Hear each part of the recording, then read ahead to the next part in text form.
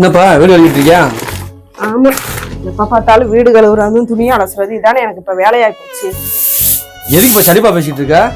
ஏங்க, நானும் எவ்வளவு நாளா சொல்லிக்கிட்டு இருக்கேன், உங்க பாட்டிக்கு ரொம்ப வயசாயிருச்சு, அதுவால நடக்கவே முடியல, இப்ப படுத்த படுக்கையே ஆயிட்டாங்க, என்னால அவங்கள கவனிச்சுக்க முடியல, அவங்க ஏதாவது ஒரு முதியோர் இல்லத்துல கொண்டு போய் விட்டுருங்கன்னு நான் எவ்வளவு நாளா உங்ககிட்ட சொல்லிக்கிட்டு இருக்கேன். என்னது முதியோர் இல்லத்தை கொண்டு சேர்க்கவா? இப்ப அவங்களால உங்களுக்கு என்ன பிரச்சனை நடக்குது? என்ன பிரச்சனையா?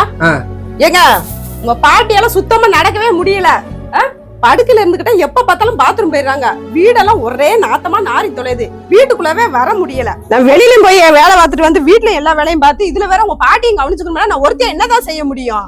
ஏய், எதுக்கு கத்துற? இங்க பாரு, நான் பிறந்ததுல இருந்து எங்க அம்மா அப்பா நான் பார்த்ததே கிடையாது, எனக்கு எல்லாமே எங்க பாட்டி தான். அது ராவு போல உழைச்சி காடு மேல உழைச்சி நீ படிக்க வச்சது எங்க பாட்டி தான். அப்படி நீ கஷ்டப்பட்டு வளர்த்த பாட்டிக்கு முடியலன்னுமே எங்கேயா கொண்டு முதியோர் சேர்த்துன்னு சொல்ற? இதோ உன் பாட்டிக்கு நல்லா நடந்தா நீ இப்படி பேசுவியா? இங்க பாரு, அவங்க பாட்டி கிடையாது, இது பெத்த தாய் மாதிரி. அப்படி இருக்கும்போது அவங்கள போய் எப்படி முதியோர் இல்லத்தை போய் சேர்க்க முடியும்? என்னங்க பேசுறீங்க? கொஞ்சம் என்னோட இடத்துல இருந்து யோசிச்சு பாருங்க.